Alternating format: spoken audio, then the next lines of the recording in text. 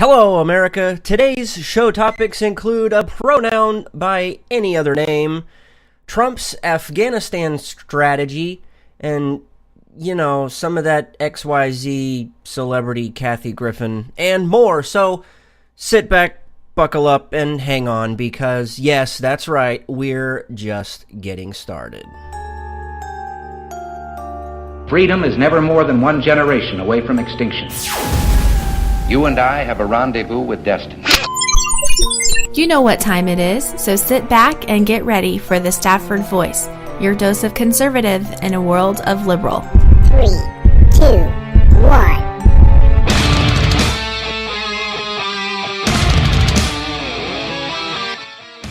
Hey, how you doing? I'm your host, Daniel Stafford, and you're listening or watching The Stafford Voice, where we are conservative in a world of liberal. Jeez Louise. Oh, we got some stuff to talk about tonight. But before we do so, I want to remind you there are many ways to tune into the show. So, set this channel as a favorite, whatever you have to do, so you don't get left behind.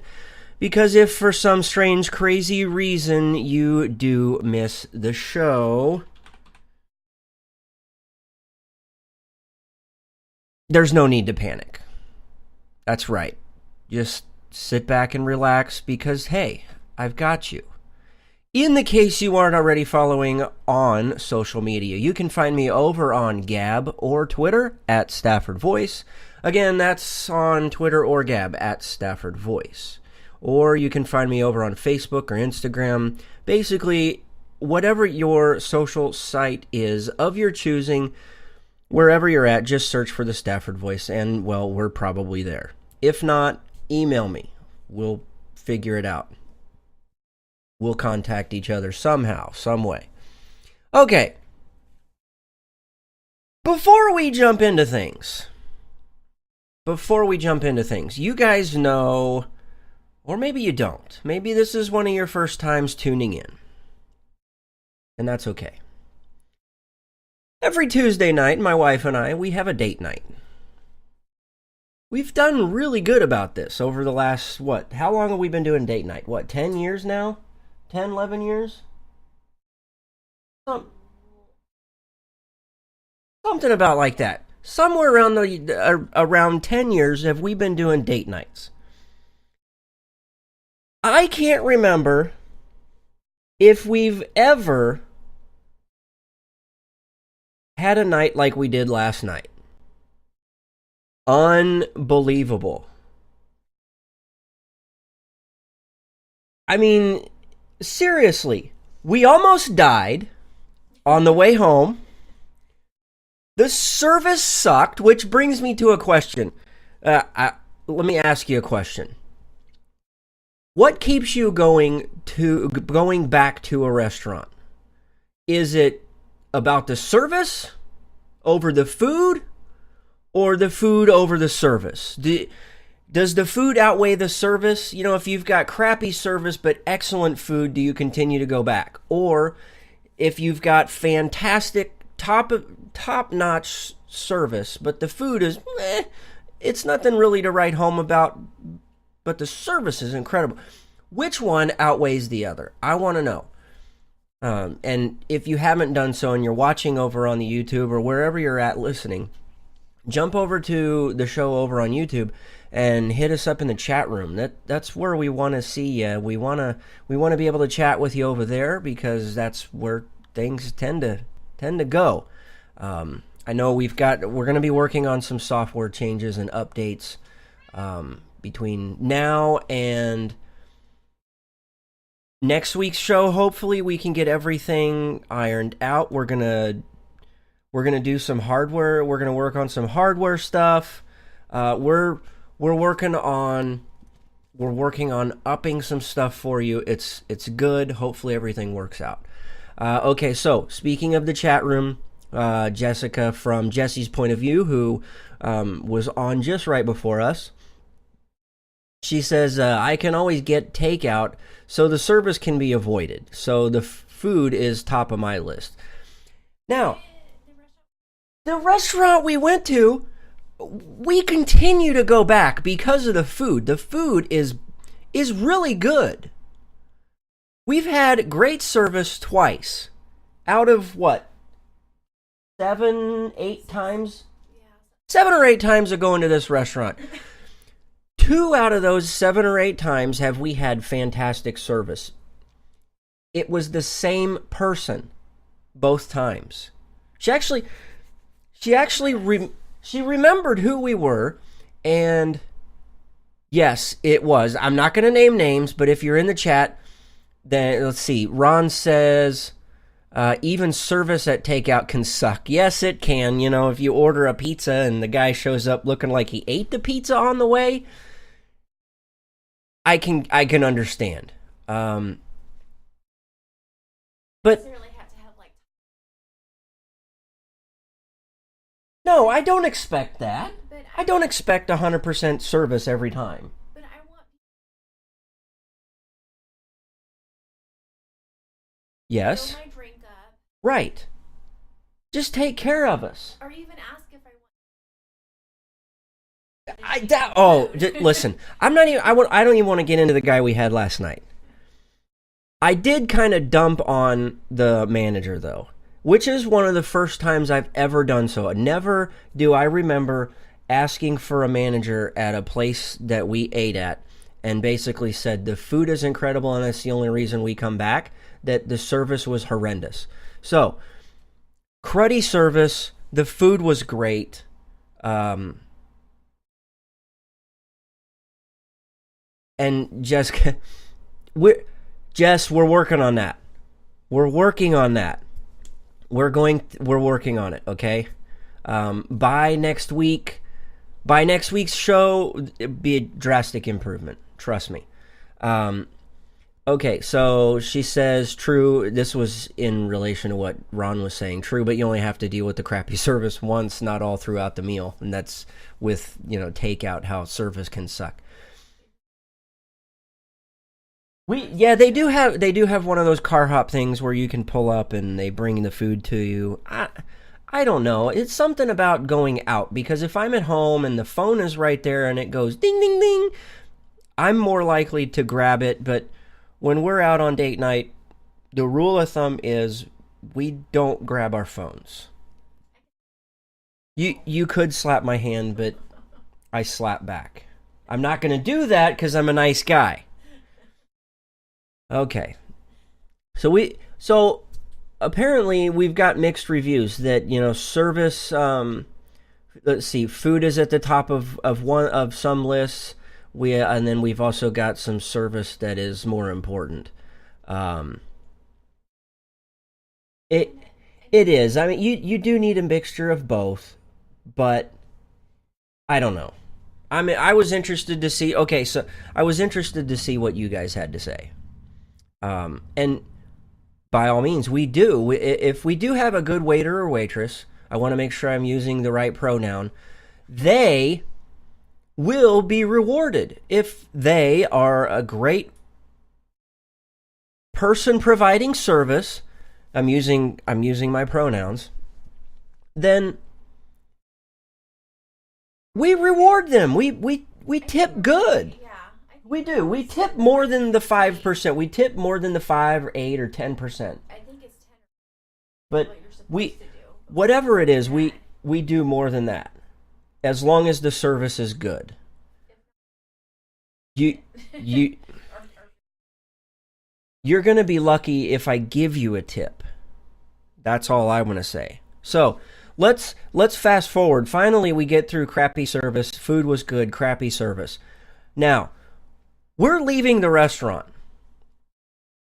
We're getting ready to almost die. We're sitting at the red light. There is a cop in front of us and a cop behind us. The wife doesn't know what I did or what I said. Maybe it was because we talked to a manager. Maybe it was because we talked to a manager. I don't know. So we've got a cop in front of us and a cop behind us. I kid you not. Before the light turned green, I asked my wife, I said, what's the chance that somebody runs a red light and the cop does nothing? So what happens? Light turns red, Ours turns green. We proceed to go through the intersection. The cop cautiously starts pulling out. Next thing you know, he slams on his brakes. Right in front of the cop. 2 cops. There's one in front of us and one behind us. Okay, remember that. These numbnuts do absolutely nothing. They do absolutely nothing. They stop in the middle and let the dude pass, and then they proceed to go through the corner. What the hell is wrong with our police in this town? You get pulled over for being on your cell phone at a stop sign or having a headlight burned out. I had a headlight burnout one morning. I back out of the driveway, I make it to the end of the street and realize my headlight is burned out. A cop stops me. I had to go to court and prove to the judge and the officer that was there that my headlights work. I keep a spare headlight bulb in the car. Anyway. There's good cops and bad cops. I left the insurance card laying on the thing, and that's probably why he wanted to be such a prick, but whatever. So we almost die. The cop does absolutely nothing. Our service was cruddy. However, 2 highlights of the evening. Obviously, the company was great. I was in good company. My wife, on the other hand, she would probably beg to differ. She's saying no right now. Anyway, the other highlight was we are fascinated with the Scientology show that Leah Remini does. There's really only like 2 or 3 shows maybe that we kind of clock watch, and the Leah Remini Scientology show is one of those shows. Now, Game of Thrones is one of the other ones, but no, it wasn't a donut run. It wasn't a donut run because it was like 7 o'clock at night. 7 o'clock at night, all the donut shops are closed. Walmart's out of donuts. The Price Chopper, the grocery store, there's no donuts at 7 o'clock at night. Cops don't even know where you can get donuts, and they are the donut king. So they're not on a donut run. I was speculating that they they probably had one of those apps on their cell phones that they're not supposed to be using and driving, that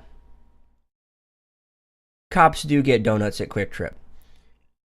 They probably logged in with their cell phone and clocked out and hurried back to the station. That's what I'm suspecting. We don't have a Krispy Kreme near us. I know, it's blasphemy. It is. It's probably a good 20 or 30 minutes away. It's really out of the way to get to. By the time you get there, it's like lunchtime. And anyway. So,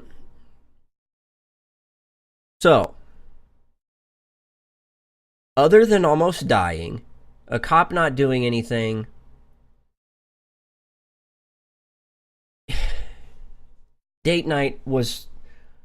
last night's date night probably ranks up there as probably one of the worst. Not because of the company, not because of the food. Oh, it was just unreal. Wow. I mean, y'all almost... I told that to the manager. I said, look, when we come here, we expect good food. I mean, your food is consistently good.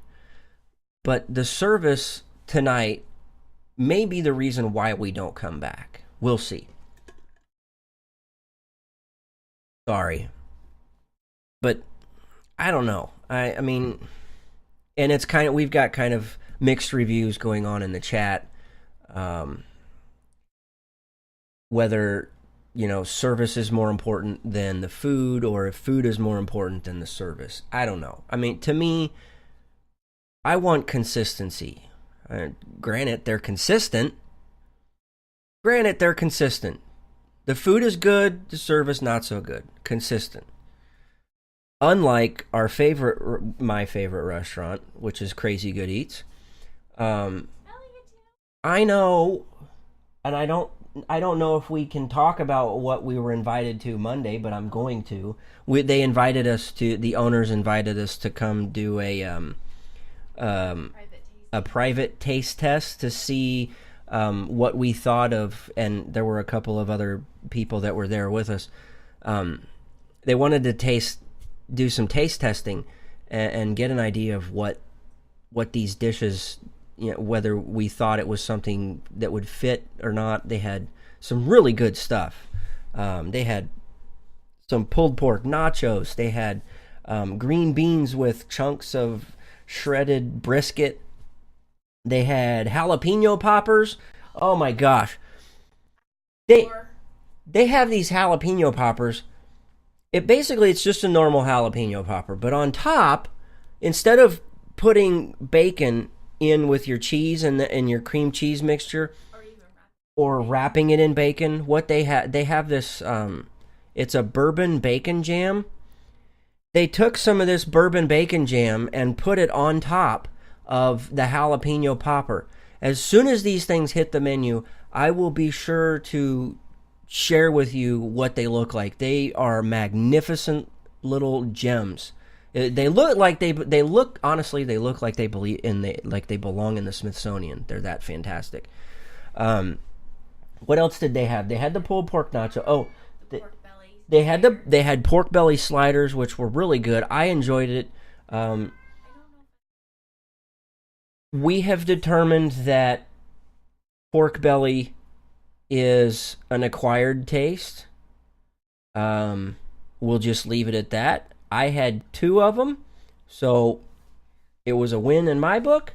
And I had this garlic aioli sauce that... What else was there? No,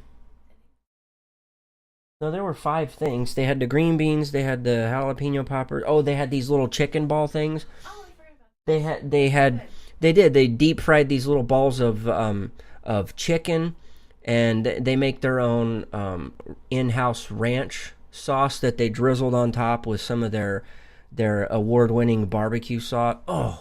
Wow. We may have to make a run there over the weekend. If they have it. They probably won't be on the menu yet. And Jessica, I am terribly disappointed and saddened to hear that you were allergic to pork. I'm sorry, but they've got the chicken. They've got plenty of beef. Their burnt ends are phenomenal. Okay, listen, I gotta quit talking about food. I have to quit talking about food. No more food. Write that down. We gotta get on with the show. Enough about me. That's not why you guys are here. You're allergic to shellfish too. Holy crap! What do you eat? That's true. My wife found out that she doesn't do so well with amoxicillin when she had. I told you guys she had strep throat. Well, so we went to the doctor. They prescribed her some amoxicillin. Guess what? She broke out in hives head to toe. Woo! No, not so good. Oh, things were not doing so well for us for a week there. Anyway, she's doing much better. Hives are almost gone. Let's see. She says that she can eat beef, chicken, yes, fish, yes. Okay. Well, I mean, we're done talking about food. We're not talking about food the whole time. Maybe we could. Let's get on with this. Let's get on with the show. Okay. A pronoun. Let's go back to, what was it? Let's go back to grammar school, okay? Pronouns. Right? Can we make this any more confusing right now? Can we make things any more confusing, okay? I've got to admit, I've got this weird fascination right now of seeing what the idiots over at Teen Vogue are putting out. Seriously, whoever is the chief of ignorance over there, they have their work not so cut out for them. They make it too easy, okay? Here they basically snagged an article from some place called Youth Radio, and they basically just did the whole cut, copy, paste thing. Here's what this stupid article, and you'll see where I'm going with this and why we're calling the show a pronoun by any other name. Okay? And this is almost something out of one of those old episodes of Kids Say the Darndest Things. People say the darndest things. Teen Vogue says the most dumbass stuff out there. We need to come up with a stinger or something for a Teen Vogue section on the show. Because I almost threw up in my mouth when I went over there to see if there was a story that was relevant to even bring up and talk about. But this actually fits with the next two things that we've got to talk about tonight. So here's what it is. All your questions about gender-neutral pronouns answered. What? Gender-neutral pronouns? What the hell? Seriously, now we have to have preferred pronouns. You know, you can't just label somebody a he or a him if they look like it. No, because you never know. It could be a she. I almost said she could look like a shit or a shat. Anyway, so the he could be a she and the she could be a he, or the him could be a her, or a her could be a him. We don't know. Sometimes we really don't know. Honestly, how many times have you been at Walmart and thought to yourself, that gal is dressing kind of weird. Turn around and a dude looks like a lady but with a beard. Serious. Like Saturday Night A skit on Saturday Night Live. I don't know. That was Pat. Yeah. Okay. Oh, that was something weird to pop into your head. Okay, so the author, we can't call he because we don't know. The name is Desmond. Their preferred pronoun is they, them, their. Okay? Anyway, they go on to list questions. They're posing scenarios. And how you can respond to them with gender-neutral pronouns. For instance, you're only one person. How does that work? And the person goes on to say, using he or she and his or hers in this situation is awkward and clunky, so we use singular they instead. So here's the scenario. Oh, someone dropped their money here. I'll set it aside for them. I bet they are looking everywhere. What you should say is this. Oh, Desmond dropped their money here. I'll set it aside for them. I bet they are looking everywhere. Here, you look at that and tell me if that's the same damn sentence. All they did was changed one word. They replaced one word with the ignoramus's name. Okay. Nine and a half people are not going to set the money aside because somebody could really be looking for it. They're probably going to just steal the crap out of it. And then blame it on Trump, because everything is Trump's fault these days. So, I mean, Trump really needs to issue an executive order on using gender-neutral pronouns, okay? So here's another one. Now, I felt that this was really, really ignorant.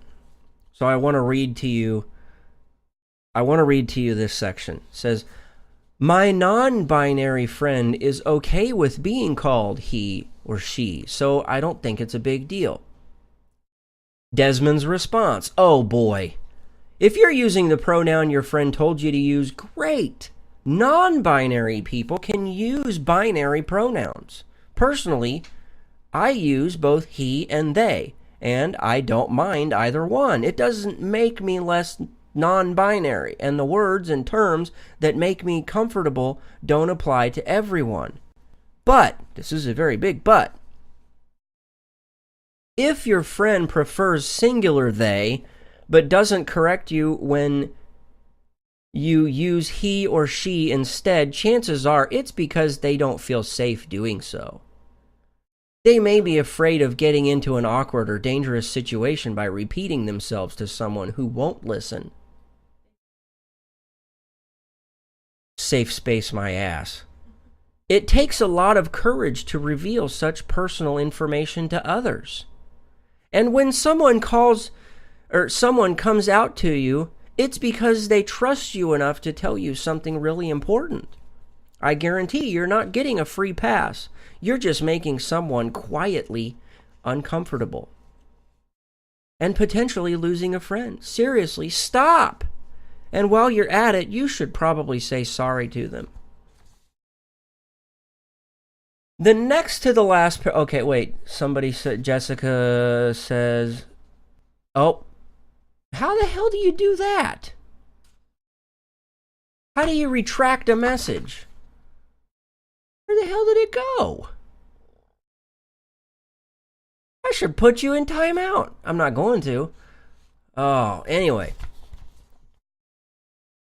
Oh, boy. Apparently now in the chat room... we're trying to moderate each other on which pronouns to correctly use, whether we use a singular they or their or them or look, I'm just as damn confused as this. I even had to go brush up on proper use of pronouns, and I found myself on a website that was like the Bible of pronouns. It was ridiculous. I kid you not. I read that page for like 20 minutes. By the end of the day, still can't tell you a single damn thing it said on there. Anyway, next to the last paragraph, here's what Desmond, because we don't know if he is a she or she is a he or they or them or there or whatever. Here's what he said. Can I say it? Here's what the person says. All I ask is for you not to make it my problem. Oh. Breathe. Woosah. Woosah does not work for me. Unagi doesn't work. Okay, so all I ask is for you not make it my problem. No, I don't want it to be your problem either. I don't want it to be my problem, and I don't want you to force this crap on me or anybody else. Getting really apologetic or changing the subject of how difficult you find my pronouns won't make me feel any more comfortable after I've been misgendered. Don't tell me that you're trying. Show me. Try, and then if you get it wrong, correct yourself and move on. I think, Desmond, what you need to do, move the hell on. Except speaking of moving on. What? No, it's wrong. You can't... Listen, I was grown up to be respectful to people, whether you're older than me or younger than me. I don't care. I will still call you sir, and I will still call you ma'am. If I can't figure out what you are or who you are...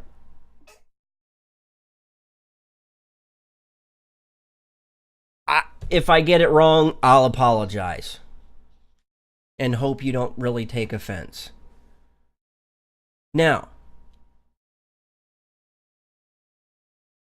Refill, I really should put you in timeout.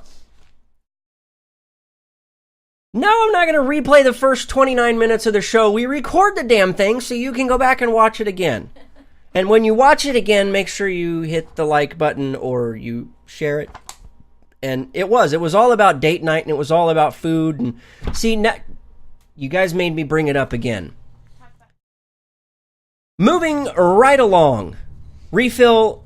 We're having a grammar lesson in pronouns tonight. Pronouns. Okay, you would think the best place to learn about pronouns.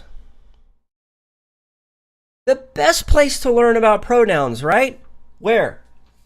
Your local Walmart? No. The local gas station? No. It's college.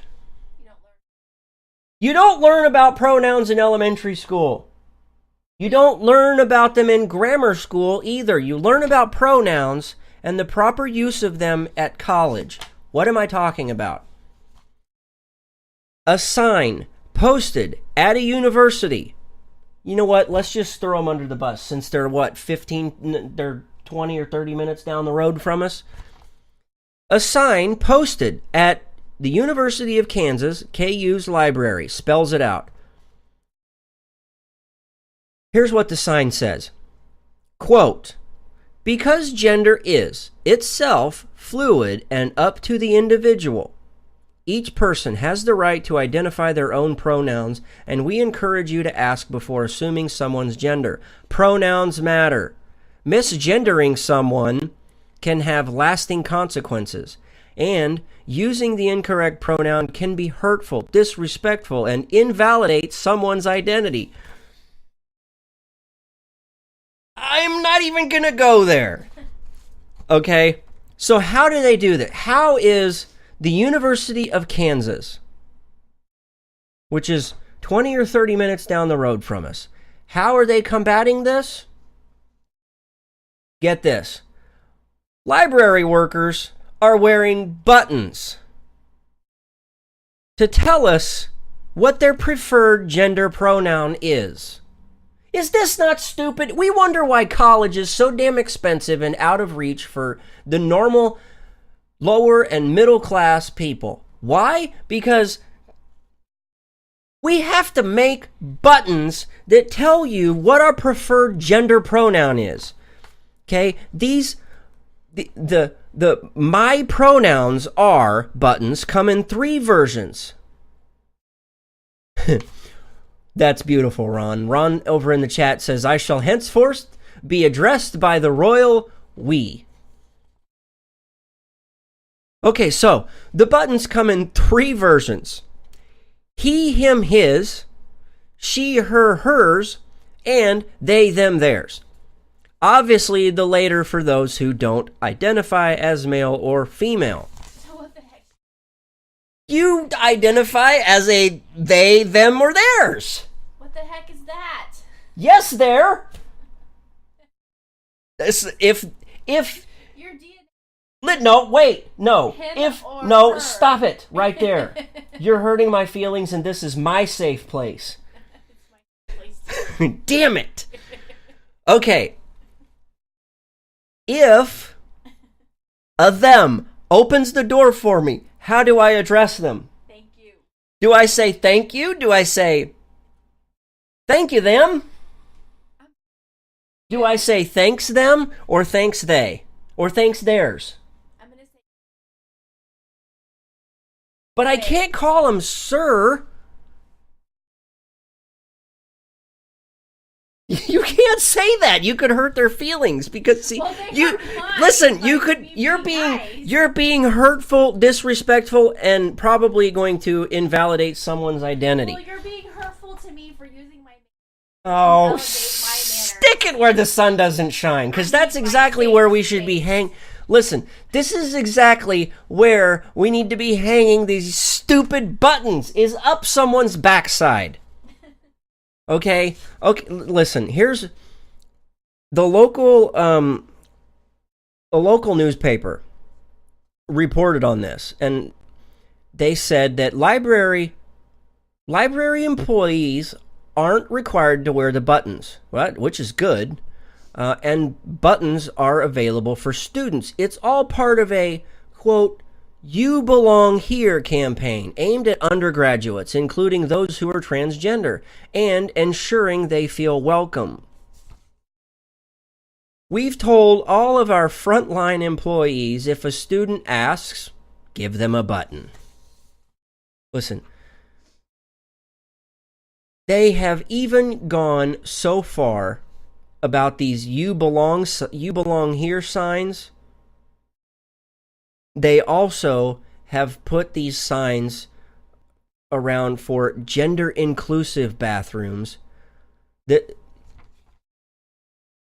Wait for it, because this is where it gets good. This is where I want to take out like 5 mortgages to be able to afford to go to a semester of class at KU. They have reflection rooms for meditation and prayer. They also have lactation stations. Don't assume that because my button says he, him, her, that I can't go to the lactation station.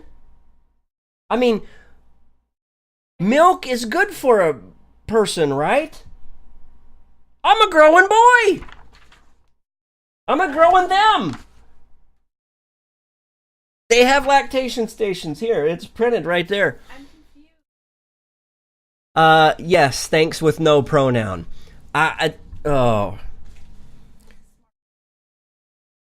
But, you know what? You think that's bad. You better be damn lucky we don't live in California. Why? Because right now there is a bill that's being... Yes, there is a bill being put forth in California that would subject elder care workers to jail time for repeatedly referring to transgender residents. Wait for it. By the wrong pronoun. You can go to jail. That's what they want in California. Okay, this bill you can't use that word, dick. I said Rethemulous. It's rethemulous. Ridiculous. Rethemulous. I'm going to echo what Jess says from Jesse's point of view. Oy vey. This was authored by, yes, Democratic State Senator Scott Wiener. Yes, insert laughter here. Of San Francisco. That offends me. I'm offended too. I don't have one. I don't want to see Scott's wiener. Yes, you do. I'm your dick. I'm an ass. I still love my ass. I like your ass too. Anyway. Oh! Jail time. No, refill. I'm not kidding you. Okay, this is California Senate Bill 219. I don't know if he's related to Anthony Weiner. No, they can't be because their spellings are different. Okay, so California Senate Bill 219. Other Jessica in the room. Jessica, our daughter-in-law, is watching too, which is rather unnerving sometimes that our kids watch. I don't know. Anyway, it's kind of it wigs me out sometimes. She's put this little throw up emoji in there, and then she's got the giggle emoji. Yes, Schoolhouse Rock, according to Ron, and I echo that. Schoolhouse Rock has been rendered all wrong. Okay, so California Senate Bill 219 would enact what is called wow, this is a mouthful. Lesbian, Gay, Bisexual, and Transgender Long-Term Care Facility Residents Bill of Rights. Whew.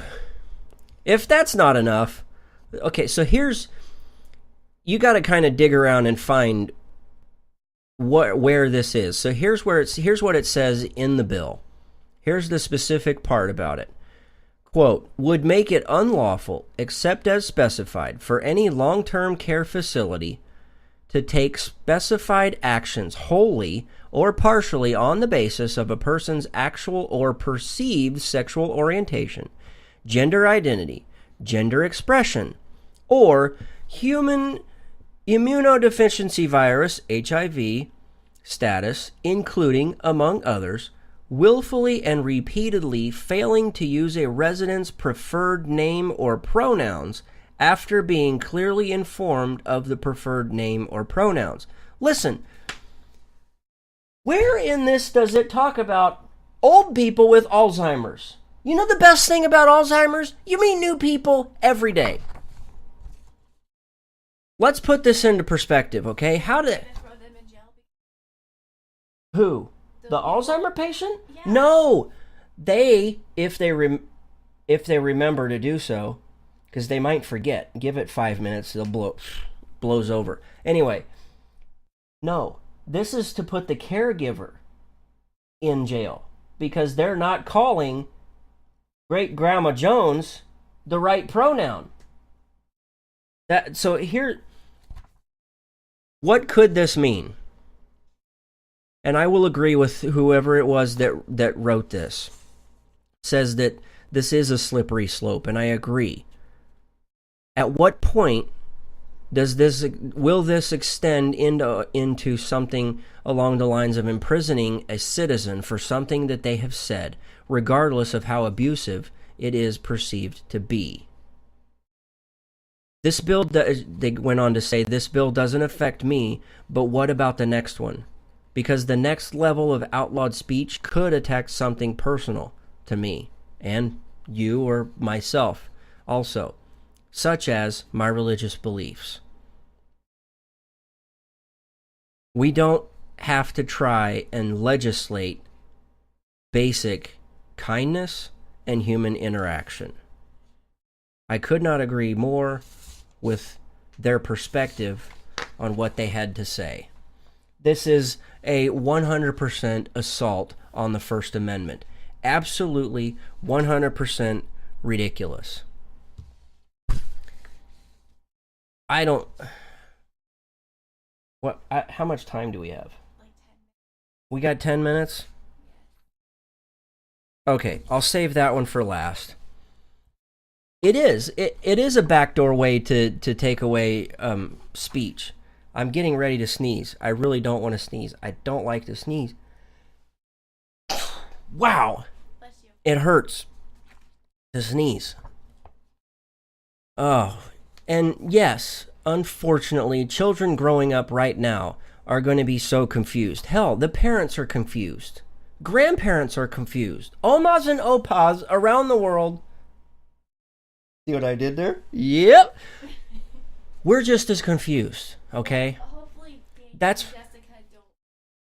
Right. Make sure what we need to do is we need to put all these shows on a flash drive and save them for our grandson so he can come back and watch them and wonder what it was like to be able to say whatever you wanted and to express however you wanted to feel. By the time he gets old enough, I'm going to be so confused.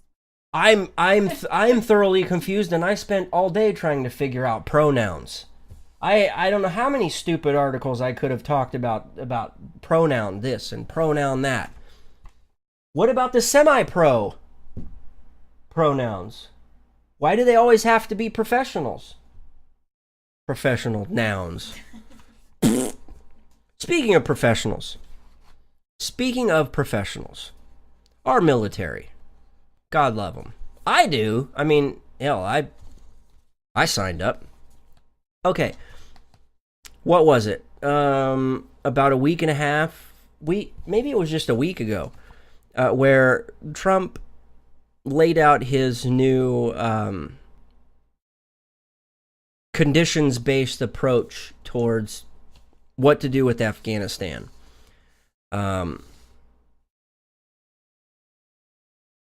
Just two things that he had said. He said conditions on the ground, not arbitrary timetables, will guide our strategy from now on. And he took a page right out of Sun Tzu's The Art of War, where he offered absolutely no details on what we're going to do, unlike the previous administrations who outlined everything for the press and told them exactly where we would be, what time we would leave. He said, America's enemies must never know our plans or believe they can wait us out. I will not say when we are going to attack, but attack we will. Now, just yesterday, and this kind of goes along with something that was said today, where they talked about troop levels earlier today. Troop levels in Afghanistan are being underreported. Apparently, they were under the impression that they had roughly 8,300. And actually, their new number is roughly 11,000 troops currently in Afghanistan. And that's at all levels from top to bottom. So Yesterday, the Department of Defense spokesman said that on Monday, the Pentagon cannot employ President Trump's strategy for the war in Afghanistan, which is we're gonna this conditions-based approaches. That one of the things is we're gonna look at this and determine how many troops we need to send, or if we need to send any more at all. Basically, they had said that the strategy for war in Afghanistan, because critical military decisions have not yet been made. American Colonel Robert Manning, a U.S. Department of Defense spokesman, told reporters on Monday, quote, "We're just not there yet. There is work to be done here within the department and answers that need to be provided." And that was with an interview to Voice of America. Look, there are so many questions that need to be answered in regard to what to do with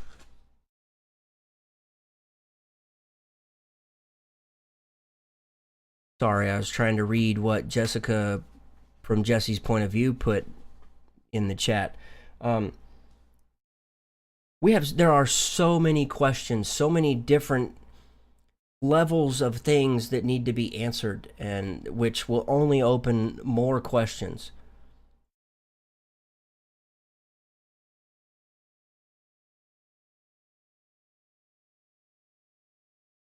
We have really got to figure out what's going on. Now, when Trump was, before Trump gave this speech, I had asked on social media, on Twitter and Gab, I asked on both. On both platforms, there was an overwhelming majority of people that were for the idea of just an all-out step away. Hands-off approach, let them sort it out. If it goes to hell in a handbasket, guess what? It goes. We pull everything, all 100% American assets. Whether it's a business venture, whether it's troops, whatever. We pull all of our assets out of the Middle East region and let them sort it out. We can no longer be the world's police. We can't do it anymore. And our troops can't do it anymore. The last thing they want to do is have another buildup and get shipped off over there again. They can't do it. They're tired. But blessings from the Lord, because He continues to bless them with being the strongest and most elite fighting force that the world has ever seen, bar none. Okay, we've got just a few minutes, and let's wrap it up with something from an XYZ level celebrity. That's right, Kathy Griffin has taken back her apology for that picture that she had where she was she was wearing a Monica Lewinsky dress. It was blue, right? Monica's dress was blue. Yeah. Kathy Griffin was wearing a blue dress. It didn't have any stains on it. It didn't even have a blood stain from the bloody head that she... The what? Nobody wants to leave a stain on a blue dress. Okay? No. I don't think... Oh, I'm not even going to go there. I'm not going to talk about third members and getting close to her. You guys know the picture I'm referring to. Kathy Griffin has got this disgusted look on her face, and she's holding a severed head that looks like Donald Trump. Well, she takes back her apology. She takes back her apology just in time to announce a new world tour. That's right. That photo that she apologized for, basically because she was quote-unquote pressured into it, that she went too far and was wrong about doing so. Well, just the other day, she appeared on Australia's 7 Network show, Sunrise, where she said that the outrage was generated by hardcore Trump supporters. I don't think that's true, because even one of her fellow co-hosts, what was his name? What's Numbnut's name? Where did it go? Anderson Cooper. Anderson Cooper even denounced it, and he's a leftist. Anderson Cooper doesn't support Trump. Oh, Kathy Griffin is an idiot. We all know this. Kathy Griffin says, "I am no longer sorry. The whole outrage was BS. The whole thing got so blown out of proportion and I lost everybody. I've been through the mill."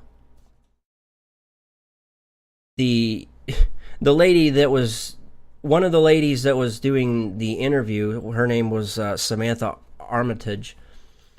She had asked Griffin if the photo that she used was pushed things too far. She said, "No, you're full of crap. Stop acting like my little picture is more important than talking about the actual atrocities that the President of the United States is committing." Hey, Carrot Top, what atrocities? Oh, that's right. He allowed global warming to happen. Somebody's brain is fried harder than an egg. Seriously, Kathy Griffin is an idiot.